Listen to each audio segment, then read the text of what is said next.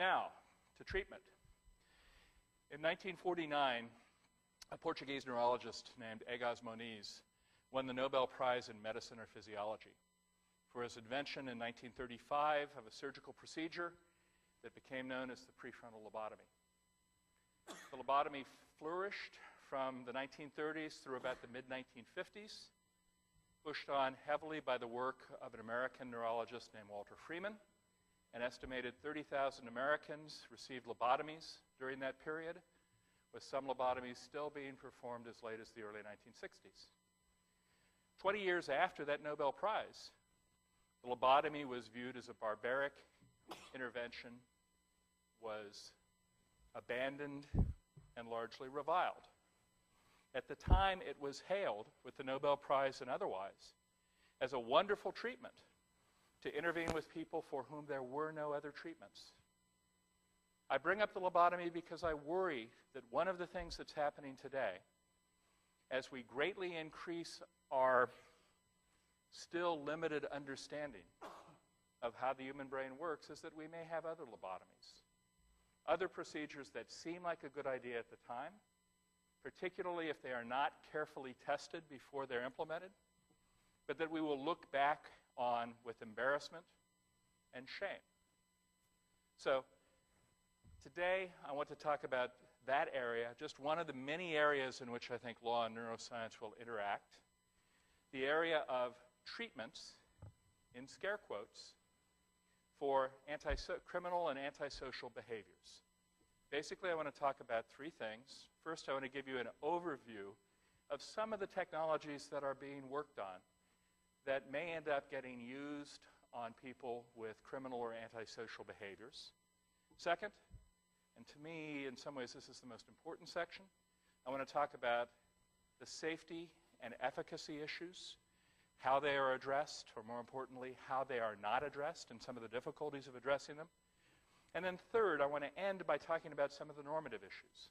If, in fact, we did come up with direct brain interventions, whether they were surgical or stimulatory or otherwise, that were safe and effective in diminishing or eliminating criminal or antisocial behavior in some subjects, when and under what conditions should we use them?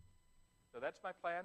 Let me start with what's out there, or what may be out there. I'm going to talk about four categories of interventions: surgical, deep brain stimulation, vaccines, and drugs. Start with surgical. As I said, about 30,000 lobotomies were performed in the United States. We know of at least 22,000. The numbers get a little flakier after the early 50s, but 30,000 is a decent estimate. Originally, the indication for lobotomy was schizophrenia or other very, very serious psychotic disease. But as is not uncommon in the world of medicine, diagnostic creep happened, and use treatment creep happened, and people began using it for all sorts of things, from mental retardation to obsessive-compulsive disorder to depression to homosexuality, etc. I have not yet been able to find any evidence, I hope if any of you know of it, please let me know, that a judge ever ordered someone to be lobotomized. However, I would be shocked if it weren't the case that at some point a district attorney or a judge said to a family, you know, your son is clearly disturbed. I don't want to have to charge him for this. If you get him treated, if you have him surgically fixed, we won't press charges. So I suspect the legal system was involved in a semi-compulsory treatment, but I don't know that for sure. Lobotomies continued for a long time. Even after the lobotomy was discredited, psychosurgery for a variety of purposes, including to treat aggressive behavior, continued to be used, mainly on an experimental basis. There was some pretty big numbers in some of the countries where it was used, such as Japan. Bilateral removals of the amygdala were commonly practiced as an experimental matter during the 1960s, and other kinds of brain surgeries aimed at reducing aggression. Now, to be fair, these were not aimed at reducing criminality. The subjects for these were typically very seriously disturbed people, usually psychotic, often mentally retarded, often with very serious temporal lobe epilepsy, who were aggressive in a very immediate sense, biting, kicking, and scratching people they came into contact with. But the idea was the psychosurgery will reduce this aggressive behavior. And as was the case with the lobotomy, the first reports were this was successful. People were calmed down. Now, subsequently, as people looked into this in more detail, there were questions both about how successful it was at relieving aggression, at what it was that it was actually doing. Was it relieving aggression or was it relieving engagement, where people just no longer engaged with their surroundings in a way that meant they didn't scratch or kick you because they didn't care about you or anything else, and what the side effects were. And ultimately, this was largely abandoned. But the idea of psychosurgery or of brain surgery for various antisocial or mental illness behaviors hasn't gone away. And there are some things for which it's used and used appropriately. There are also some things that are on the edge that are a little worrisome. At least 2 hospitals have been doing brain surgery, or had been in the early part of the last decade, been doing brain surgery for opiate addiction.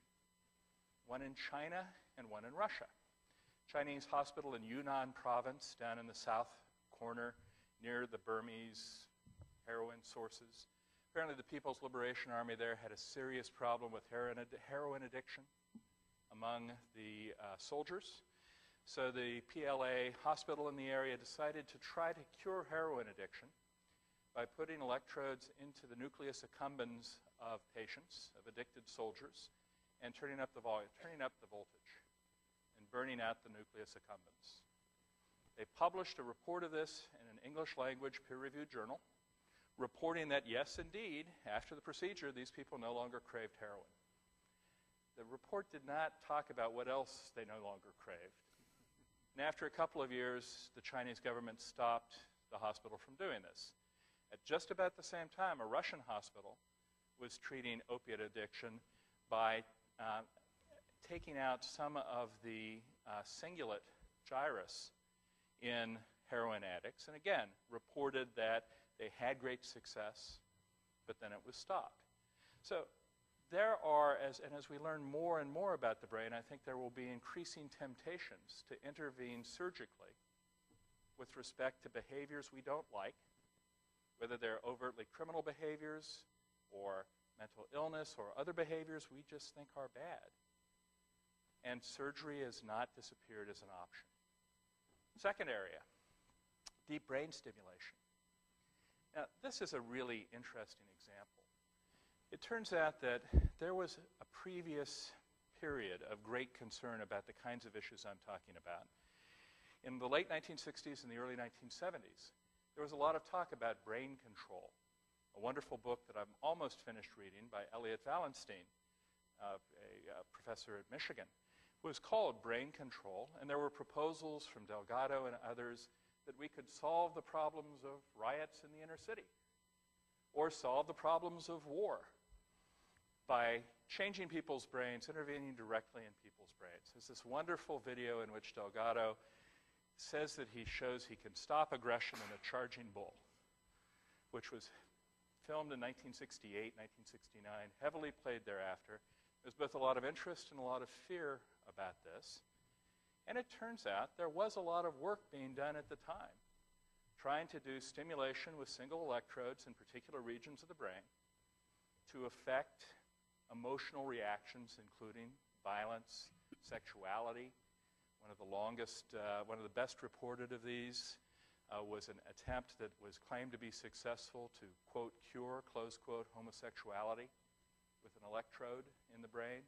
There was a professor named Heath at Tulane who did a lot of this work. So there was a lot of interest in it, and it faded because it turned out not to work very well. Stick an electrode in somebody's brain, particularly in an era that had stereotactic surgery but didn't have any good way of imaging the inside of the skull. You didn't really know where you were going. It's kind of shocking looking at this in retrospect. They would do x-rays to see where the ventricles of the brain were, because that was their only landmark about where the electrodes were. So they didn't really know where they were in the brain, and they weren't getting very good results.